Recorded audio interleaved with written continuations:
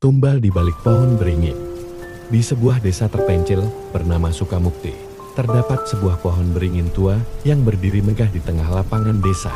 Pohon itu begitu besar dan rindang, dengan akar-akar yang menjuntai hingga hampir menyentuh tanah. Usianya konon sudah ratusan tahun, bahkan lebih tua dari desa itu sendiri. Masyarakat percaya bahwa pohon tersebut adalah tempat tinggal makhluk halus yang sangat kuat, bukan hanya cerita dongeng. Tetapi sudah banyak kejadian aneh yang membuktikan bahwa ada sesuatu yang tidak wajar di sana. Menurut legenda yang beredar, pohon itu meminta tumbal setiap beberapa tahun sekali. Mereka yang menjadi korban biasanya ditemukan hilang tanpa jejak dan tidak ada yang berani mencari tahu lebih jauh. Setiap kali ada suara-suara aneh atau kejadian ganjil di sekitar pohon beringin, warga desa segera menjauh, membiarkan pohon itu dalam kesunyian. Namun, ada satu peraturan yang tidak boleh dilanggar. Tidak ada yang diizinkan mendekati pohon itu saat malam hari, apalagi ketika bulan purnama. Siapapun yang melanggar aturan itu akan menjadi korban berikutnya.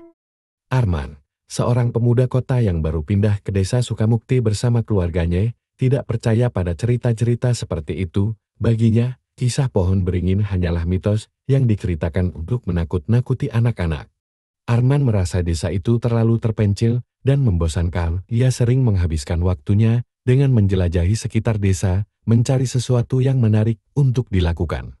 Ketika ia mendengar cerita tentang pohon beringin dari teman-teman barunya, ia justru merasa tertantang untuk membuktikan bahwa semua itu tidak benar. Pohon tua bisa apa sih? Kalau ada yang hilang, pasti karena alasan lain, ujar Arman dengan santai ketika temannya, Benny, memperingatkan agar tidak bermain-main dengan pohon beringin itu. Kamu nggak ngerti, Man, itu pohon bukan pohon biasa. Kakekku pernah cerita, dulu ada seorang pemuda yang penasaran kayak kamu. Dia nekat pergi ke pohon itu, malam-malam, besoknya, dia hilang, dan nggak pernah ditemukan sampai sekarang, kata Benny dengan nada serius. Namun, cerita itu justru membuat Arman semakin penasaran. Ia memutuskan untuk menyelidiki pohon itu sendiri. Pada malam bulan purnama, ketika sebagian besar warga desa sudah terlelap, Arman keluar diam-diam dari rumahnya. Ia membawa sebuah senter dan pisau kecil untuk berjaga-jaga. Suasana malam itu begitu sunyi, hanya terdengar suara jangkrik dan angin yang berhembus pelan. Ketika ia sampai di lapangan tempat pohon beringin itu berdiri, ia merasakan hawa dingin yang menusuk tulang. Pohon beringin itu tampak jauh lebih besar dan menyeramkan di malam hari. Akar-akarnya yang menjuntai terlihat seperti tangan-tangan raksasa yang siap menangkap siapa saja yang mendekat. Arman menghidupkan senternya dan mulai berjalan mendekati pohon itu.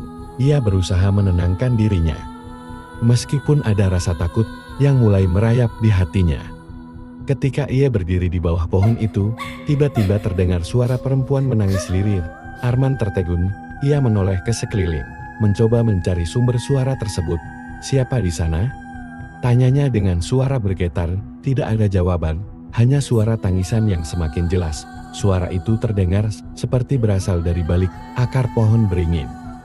Dengan penuh rasa penasaran, Arman berjalan mengelilingi pohon itu. Di balik akar-akar besar yang menjuntai, ia melihat sosok perempuan berpakaian putih dengan rambut panjang terurai. Perempuan itu duduk membelakanginya, tubuhnya sedikit bergetar seolah-olah sedang menangis. "Hai, kamu kenapa?" tanya Arman, mencoba mengatasi rasa takutnya. Perempuan itu tidak menjawab. Dengan hati-hati, Arman mendekat. Namun, ketika ia hanya berjarak beberapa langkah, perempuan itu tiba-tiba berhenti menangis. Ia perlahan menoleh ke arah Arman, dan saat itulah Arman melihat wajahnya. Wajah perempuan itu begitu pucat, hampir seperti tidak memiliki darah. Matanya hitam legam tanpa bola mata, dan bibirnya tersenyum lebar dengan deretan gigi tajam yang mengerikan. Arman terpaku di tempat, tidak mampu bergerak atau berteriak. Perempuan itu mengeluarkan suara tawa melengking, yang membuat telinga Arman berdenging. Tawa itu menggema di seluruh lapangan, seolah-olah berasal dari segala arah. Arman akhirnya sadar dan berusaha berlari. Tetapi kakinya terasa berat. Ia melihat ke bawah dan menemukan akar pohon beringin melilit kakinya.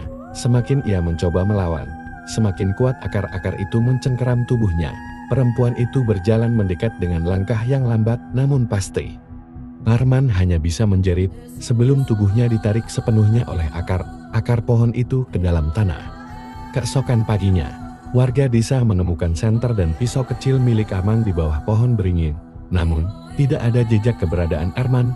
Keluarganya mencoba mencari bantuan, tetapi tidak ada yang berani mendekati pohon itu. Sejak malam itu, suara tangisan perempuan sering terdengar dari arah pohon beringin, seolah-olah ada yang ingin menyampaikan pesan.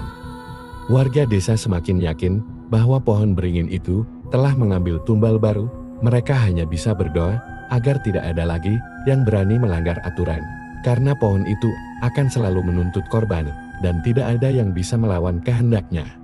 Warga desa semakin yakin bahwa pohon beringin itu telah mengambil tumbal baru.